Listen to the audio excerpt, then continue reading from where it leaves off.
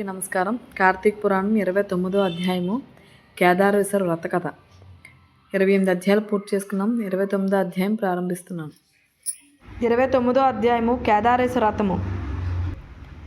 జనక మహారాజా, కార్తీక వ్రతాలలో కేదారేశ్వర వ్రతము పుణ్యప్రదమైన వ్రతము, పరమేశ్వరునికి అత్యంత ప్రీతిదాయకమైన వ్రతము. బోలాశంకరుడైన ఆయన కరుణా కటాక్షము వలన అపారమైన సిరి సంపదలు శుభాలు కలుగుతాయి. మనస్సులో గల కోరికలను స్వామిని ఆరాధించి నివేదిస్తే నెరవేరు తీరుతాయి. మొదట పార్వతీదేవి ఈ వ్రతాన్ని ఆచరించే ప్రమదగణాలకై వారి నీరాజనాలు పొందగలిగింది. అది ఎట్లా అని మహేశ్వరుడు పార్వతిని వివాహమాడి కైలాసానికి వచ్చాడు. సుర గరుడ కిన్నెర గణాలు, నారద తుంబురాదులు, యక్ష గంధర్వాదులు, ప్రమదగణాలు అందరూ జతగూడి స్వాగతం పలికారు. ఘృతాచి, తిలోత్తమ, ఊర్వశి, రంభాదులు కమనీయంగా నృత్యం చేశారు. నారద తుంబురాదులు అపూర్వ గానంతో పరమేశ్వరుని కీర్తించారు. అక్కడ చేరిన వారిలో ఏ ఒక్కరూ పరమేశ్వరునికి ప్రణామాలు చేయలేదు. భృంగి బాగా ఆలోచించి అపూర్వ రీతిలో వినోద ప్రధానంగా నాట్యం చేశాడు. అక్కడ వారంతా ఆనంద పరవశులయ్యారు. పరమేశ్వరుడు చెంతనగల పార్వతిని విడిచి దిగ్గున లేచి భృంగి దగ్గరకు వచ్చి వెన్నుతట్టి ప్రశంసించాడు. అదే తరుణంలో అక్కడ వారంతా శివుణ్ణి చుట్టుముట్టి దండ ప్రణామాలు ఆచరించారు. తనను వెలివేసి దేవతాగణం అలా ప్రవర్తించడం ఆమెకు మనస్తాపాన్ని కలిగించింది. ఇందుకు కారణమేమిటని శివుని ప్రశ్నించింది. దేవి, పరమార్థాన్ని ఆశించు, భక్తజనులు నీ వలన ప్రయోజనం లేదని అలా చేశారన్నాడు. పరమేశ్వరుని ఇల్లాలనైనా తలంచక నన్ను తన అయోగ్యతను తెలియపరిచిన దుస్థితిని తొలగించుకోవాలనుకున్నది. అడవులకు వెళ్ళి తపస్సు ప్రారంభించింది. కొంతకాలానికి సిద్ధుని రూపంలో శివుడటుగా వచ్చి కోరిక పట్ల వ్యామోహంతో ఏకాగ్రతను సాధించలేకుండా నువ్వు ఎంతకాలం తపస్సు చేసినా నిష్ప్రయోజనమే అవుతుంది. ఇది కార్తీక మాసము. బోలాశంకరుడైన ఈశ్వరుడు కేదారేశ్వరుడు అన్న పేరుతో భక్తులను ఉద్ధరిస్తాడు. దీనినే కేదారేశ్వర వ్రతం అంటారు. ఈ వ్రతం చేసేవారు నిష్ఠతో భక్తితో స్వామిని ఆరాధిస్తూ తమ కోరికను విన్నవించుకుంటే అవి నెరవేరుతాయి, ప్రతిష్ట ప్రగతి సిద్ధిస్తాయని చెప్పి అంతర్హితుడయ్యాడు. ఆ ప్రకారం పార్వతి తన కోరికను నివేదించుకుంటూ కేదార వ్రతమును చేసి శివుని అర్ధ శరీరాన్ని పొంది పరమేశ్వరుని అర్ధాంగి అయ్యింది. దీనినే కేదారేశ్వర వ్రతము, కార్తీక నోము అంటారు. ఈ కార్తీక మాసం 4 సోమవారాల్లో 3వ సోమవారం కార్తీక పౌర్ణమి సిద్ధప్రదాయమైనది. మహారాజా, ఈ వ్రతం ఆచరించి సంపన్నమైన ఒక కుటుంబం కథ చెబుతాను విను. పూర్వకాలంలో వారణాసిలో ఒక నిరుపేద వర్తకుడు ఉండేవాడు. అతనికి 2 కుమార్తెలు, 1 కుమారుడు. కుమారుడు పసివాడు. కుమార్తెలలో పెద్దది భగీరథి, చిన్నది భాగ్యవతి. కుమారుడు భగీరథుడు. ఆ వయస్సు దంపతులు తన సంతానంతో ప్రొద్దు గడవడమే దుర్భరంగా బ్రతుకుతుండేవారు. ఆడపిల్లలిద్దరూ అడవికి వెళ్ళి కట్టెలు ఏరుకు వచ్చి గ్రామంలోని వాటిని అమ్మి తెచ్చి సొమ్ముతో ఆ కుటుంబం జీవనం సాగిస్తుండేవారు. భగీరథమ్మ భాగ్యవతి కట్టెలు ఏరుకోవటానికి అడవికి వెళ్ళి వస్తూ మార్గంలో ఒక మర్రి చెట్టు నీడలో జరుగుతున్న కేదారేశ్వర వ్రతాన్ని చూశారు. వ్రత విధానాన్ని అడిగి తెలుసుకున్నారు. భక్తి ప్రధానమని చెప్పగా విని అక్కడే ఓ చెట్టు నీడను కూర్చుని పూజ చేసి ఇంటికి చేరుకున్నారు. ఆనాడు వారి కట్టెలకు సొమ్ము అధికంగా లభించింది. ఇదంతా కేదారేశ్వర కరుణ అని గ్రహించి తల్లిదండ్రులకు చెప్పి కేదారేశ్వరుడు వ్రతాన్ని ఇంట చేసుకోవడానికి తల్లిదండ్రులను అడిగారు. బిడ్డలారా, పూజా ద్రవ్యాలకు ధూపదీప నైవేద్యాలకు ఖర్చు చేయగల స్తోమత మనకు లేదు. ఆ మహనీయుని కరుణ కలిగినప్పుడు చేసుకుందామన్నాడు. అలా కాదు, భక్తి ప్రధానమన్నారు. ఆ దేవుడు అనుగ్రహించిన ప్రకారం చేసుకుంటామన్నారు. సరే అన్నారు తల్లిదండ్రులు. ఆ రోజు ఉదయమే గంగానదికి వెళ్ళి స్థిరస్నానం చేశారు. పచ్చి మంచినీళ్ళు కూడా ముట్టకుండా ఉపవాసం ఉన్నారు. స్వామికి నమస్కరించుకున్నారు. అడవికి పుల్లలు ఏరుకోవడానికి వెళ్ళారు. వస్తూ త్రోవలో మర్రి చెట్టు ఆకులు, మర్రి పళ్ళు, మర్రి ఓడలు కోసి తెచ్చుకున్నారు. సాయంత్రం ఇంటి ముంగట ముగ్గు వేశారు. పూజావేదికను అమర్చుకున్నారు. ఈశ్వరుడు చిత్రపటాన్ని పెట్టుకున్నారు. గణపతికి నమస్కరించుకుని పరమేశ్వరుని పూజించారు. స్వామి, మేము నిరుపేదలము.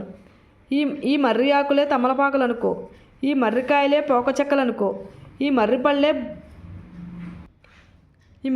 బూరెలు అనుకో, ఈ మర్రి ఓడలే తోరాలనుకో అని స్వామి వారికి నివేదించి పూజ ముగించుకుని తీర్థం తీసుకున్నారు. చంద్రోదయాన్ని దర్శించుకొని చల్లగా చూడు తండ్రి అని మొక్కుకున్నారు. ఆ అనంతరం పుల్లలను అమ్ముకొని నూకలు తెచ్చుకోవాలని బయలుదేరారు. తమ తట్టలోని పుల్లలు బంగారు పుడకలై వారిని ఆనందాశ్చర్యాలతో అలరారు చేశాయి. ఆ బంగారు పడగల కారణంగా వారి స్థితిగతులు మారాయి. పరపతి ప్రతిష్ఠ పెరిగింది. నియం తప్పకుండా కార్తీక నోము నోచుకుంటున్నారు. కుమార్తెలిద్దరికీ యుక్త వయసు వచ్చింది. సౌందర్యవతులైన వాళ్ళను తూర్పు నుండి ఒకరు వచ్చి పెద్దమ్మాయిని, పడమర నుండి ఒకరు వచ్చి చిన్నమ్మాయిని తమ తమ కుమారులకిచ్చి వివాహాలు చేసి తీసుకువెళ్ళిపోయారు. భగీరథయ్య పెరిగి పెద్దవాడయ్యాడు.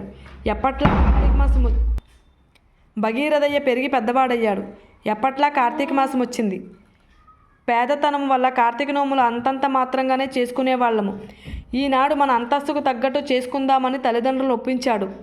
పట్టుతోరాలు పాతవెల్లా తీసివేసి పెరట్లోని కాకరపాదు మీదకి విసిరేశాడు.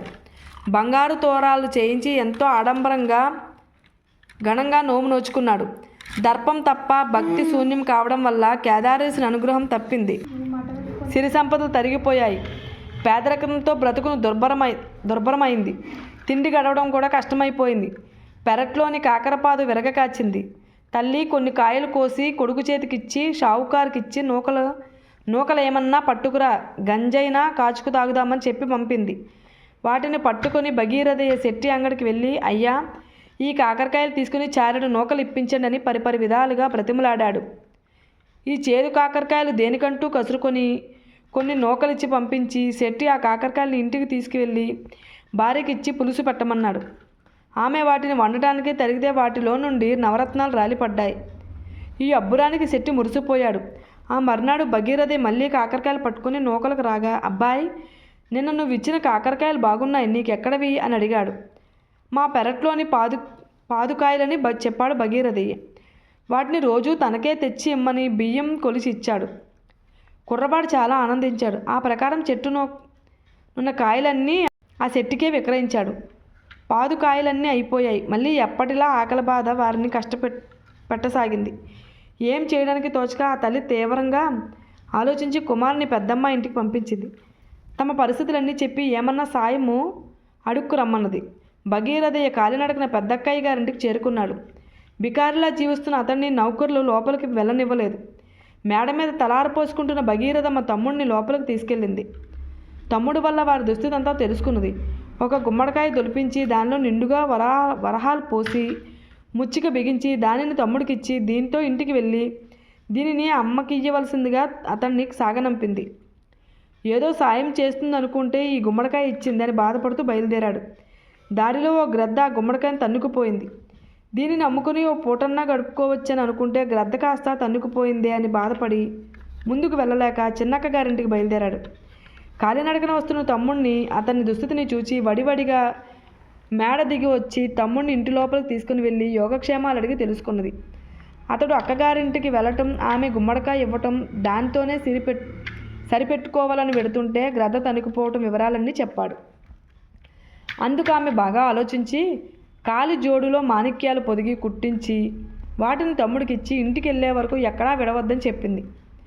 ఈ అక్క కూడా పెద్దక్కలాగే ఉత్త చేతులతో పంపుతున్నదని బాధపడ్డాడు. అక్కగారిచిన చద్దిమొట్టును మార్గమధ్యంలో చెరువు వద్ద ఆగి చెప్పులు విప్పవద్దన్నందువలన కాళ్ళు కడుక్కోవడానికి ఆ చెప్పులతోనే నీటిలోకి దిగాడు. ఆ ఊబిలో చెప్పులు కూరుకుపోయాయి. ఎంత వెతికినా దొరకలేదు. జరిగిన దానికి కుమిలిపోతూ భగీరథి తిరిగి పెద్దక్కయ్య గారింటికి చేరుకున్నాడు. ఏ తమ్ముడు, నేను ఇచ్చిన గుమ్మడికాయ అమ్మకిచ్చావా అని అడిగింది. ఇచ్చాను, అమ్మ ఎంతో బాగా వండిందన్నాడు.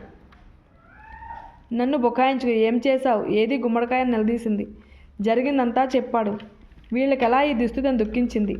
కార్తీక మాసం వచ్చింది. కార్తీక నోము సన్నాహం చేసుకుంటూ తమ్ముడిని కార్తీక నోములు ప్రతి ఏటా సక్రమంగా చేస్తున్నారా అని ప్రశ్నించింది. అక్క, స్వామివారి నోము చాలా ఘనంగా బంగారు తోరాలతో, వెండి తమలపాకులతో, ముత్యాల సున్నంతో, ఓహో, చాలా వైభవంగా చేశామన్నాడు. ఆ తర్వాత అని ప్రశ్నించింది. జరిగిందంతా చెప్పాడు. కేదారేశుని దయని కోల్పోవడం వల్లే వీళ్ళకి దుస్థితిని గ్రహించి తమ్ముడి చేత కార్తీక పూజలు చేయించి తమ్ముడికి కొంత డబ్బిచ్చి పంపించింది. తమ్ముడు ఆడంబరాలకు పోయి స్వామి కరుణకు దూరమయ్యాడు. కుటుంబ సాంప్రదాయానుసారము ఆ వ్రతం చెయ్యాలి. అమ్మకు చెప్పి నోములు చేయవలసిందిగా హెచ్చరించింది. ఆమె మాటల ప్రకారం తల్లిదండ్రులకు కార్తీక నోము గురించి చెప్పి తాము ఇదివరకు ఎలా నోచుకునేవారో ఆ ప్రకారమే కేదారేశ వ్రతం చేశారు. కరుణామయుని కృప వలన తొలింట సిరులు వారికి కలిగాయి. జీవితం ప్రశాంతంగా గడిచింది. కార్తీక పురాణం 29వ రోజు పారాయణము కేదారేశ వ్రత అధ్యాయము సమాప్తం. వీడియోలో ఏమైనా పొరపాట్లు జరుగున్నా నేను చదివే దానిలో అక్షర దోషాలు ఏమన్నా క్షమించండి. వీడియో నచ్చితే లైక్ చేయండి, షేర్ చేయండి, ఛానల్ని సబ్స్క్రైబ్ చేయండి.